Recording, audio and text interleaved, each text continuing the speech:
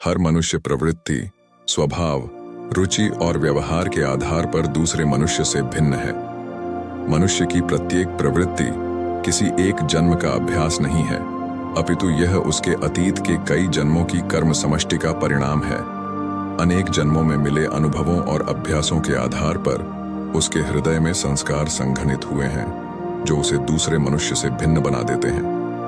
इसी प्रकार ईश्वर तक पहुंचने के मार्ग भी भिन्न भिन्न हैं। कोई ज्ञान मागी है तो किसी को भक्ति में रमना सहज लगता है, कोई राजयोग में डूबा है तो कोई मात्र कर्म में भरोसा रखता है, परंतु कोई एक केंद्रीय सत्ता है जिसको और सब अपने अपने मार्ग पर चलते हुए खींचे जा रहे हैं, यह सभी अनुभव करते हैं। ज्ञान, भक्ति, योग या कर्म, इनमें मूल आधार एक ही रहता है, परंतु आगे चलकर अन्य भावों का प्रभाव आना स्वाभाविक है।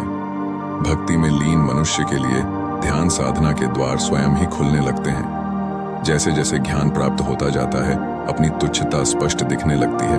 परम शक्ति की सत्ता की भक्ति में शीश स्वयं झुक जाता है। कर्म तो सभी भावों के साथ जुड़ा ही है। कर्मयोगी का आत्मा तो कर्म की ज्वाला में कुंदन की भांति निखर जाता है। मनुष्य जिस मार्ग पर स्वयं को सहज पाता है, उसे उसी पर चलना चाहिए।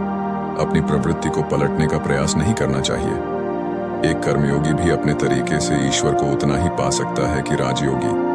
न तो ज्ञान मागी श्रेष्ठ है, न ही ईश्वर में लीन रहने वाला भक्त।